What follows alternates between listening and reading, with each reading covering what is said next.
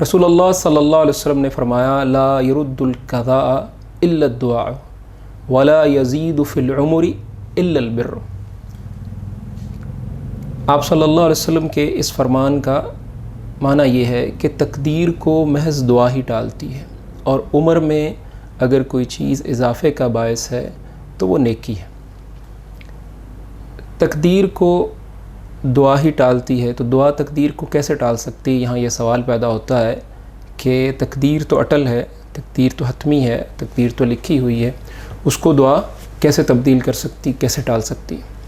اس حوالے سے پہلے ایک مثال آپ کے سامنے رکھتے ہیں کہ اللہ رب العالمین نے اس دنیا میں بہت سارے امور کو اسباب سے متعلق کیا ہے۔ مثلا اگر کوئی شخص اپنا پیٹ بھرنا چاہتا ہے تو پیٹ کیسے بھرے گا؟ کھانا کھانے سے۔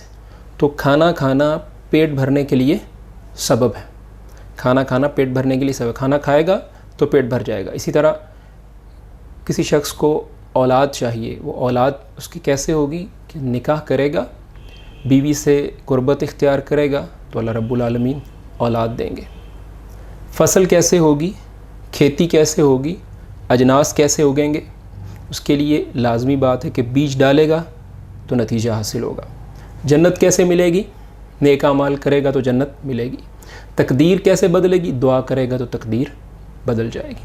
تو گویا اللہ رب العالمین نے دعا کو تقدیر کے ٹالنے کا یا تقدیر کو بدلنے کا ایک سبب بنایا ہے۔ جب ہم دعا کرتے ہیں تو تقدیر اللہ رب العالمین جو ہے اس کے ذریعے سے تقدیر کو ٹال دیتے ہیں۔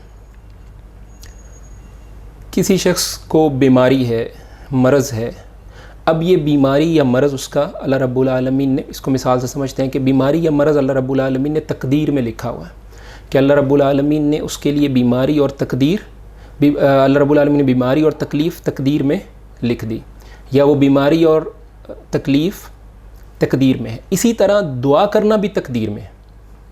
اگر اس کی بیماری اور اس کا مرض اور اس کی تکلیف تقدیر میں ہے تو اس کا دعا کرنا، اس کا مانگنا، اس کا پکارنا یہ بھی تقدیر میں ہے۔ دعا کرے گا تو اللہ رب العالمین اس سے وہ پریشانی اور مصیبت دور کر دیں گے۔ بعض علماء نے اس کو ایک اور انداز میں سمجھایا ہے کہ اللہ رب العالمین نے جو تقدیر اللہ رب العالمین نے لکھی ہے، یہ اللہ رب العالمین کی جو تقدیر ہے اس کی دو قسمیں ہیں، ایک تقدیر مبرم اور ایک تقدیر معلق۔ مبرم وہ ہے جو ان چینجیبل ہے، جس میں تبدیلی نہیں ہوتی، وہ حتمی ہے، وہ اٹل ہے۔ اور جو معلق ہے، تقدیر معلق، اس کو اللہ رب العالمین نے کسی چیز کے ساتھ اس کا تعلق بنا دیا، اس کو اس کے ساتھ مربوط کر دیا، اس کو اس کے ساتھ مشروط کر دیا کسی شے کے ساتھ، یا کسی سبب کے ساتھ اس کو اللہ رب العالمین نے، تو وہ شے یا وہ سبب وہ یہ کام ہوگا تو اللہ رب العالمین جو ہے اس تقدیر کو اسی سبب کے ساتھ نتیجہ اس کا دے دیں گے۔ مثلا بیمار تھا تو اللہ رب العالمین نے اس بیماری کے اندر ساتھ یہ لکھ دیا اس کے لیے کہ اگر یہ دعا کرے گا تو یہ شفا یاب ہو جائے گا۔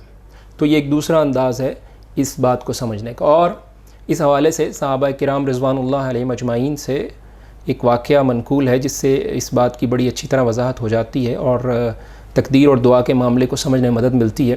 وہ ایسے ہے کہ اللہ کے رسول صلی اللہ علیہ وسلم کے صحابی اور خلیفہ راشد عمر رضی اللہ عنہ جو کہ دوسرے خلیفہ تھے، وہ اپنے ساتھیوں کے ساتھ، صحابہ کے ساتھ شام کا سفر کر رہے تھے۔ تو راستے میں اطلاع ملی کہ شام میں طاعون کی بیماری پھیل گئی ہے۔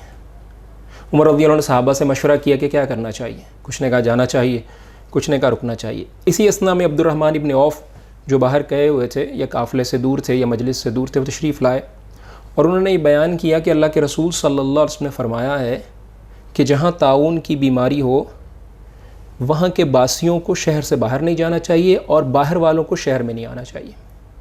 تو یہ سن کر عمر رضی اللہ عنہ نے حکم دیا کہ واپس چلا جائے۔ تو اس موقع پر ابو عبیدہ ابن جراح رضی اللہ عنہ نے کہا کہ آپ فرارم من قدر اللہ تعالی، کہ اللہ تعالیٰ کی تقدیر سے بھاگ رہے ہو؟ تو عمر رضی اللہ عنہ نے بہت خوبصورت جواب دیا، کہا نفر من قدر اللہ تعالی الی قدر اللہ تعالی، کہ ہم اللہ تعالیٰ کی تقدیر سے بھاگ رہے ہیں اور تقدیر سے بھاگ کر اللہ تعالیٰ کی تقدیر ہی کی طرف جا رہے ہیں۔ گویا اگر یہ طاعون جو ہے یہاں تقدیر میں لکھا ہے تو ہمارا پلٹ کر جانا بھی تقدیر میں ہے، تو یہ سبب ہے۔ تو اس لیے جب کوئی مصیبت، پریشانی، مشکل آئے تو اللہ رب العالمین سے دعا کیجیے، اللہ رب العالمین سے مانگیے، اللہ رب العالمین سے طلب کیجیے، اللہ رب العالمین دعا کے ذریعے سے تقدیر کو بھی ٹال دیتے ہیں۔ اللہ رب العالمین مجھے اور آپ کو دین کی سمجھ دے اور اس پر عمل کی توفیق عطا فرمائے۔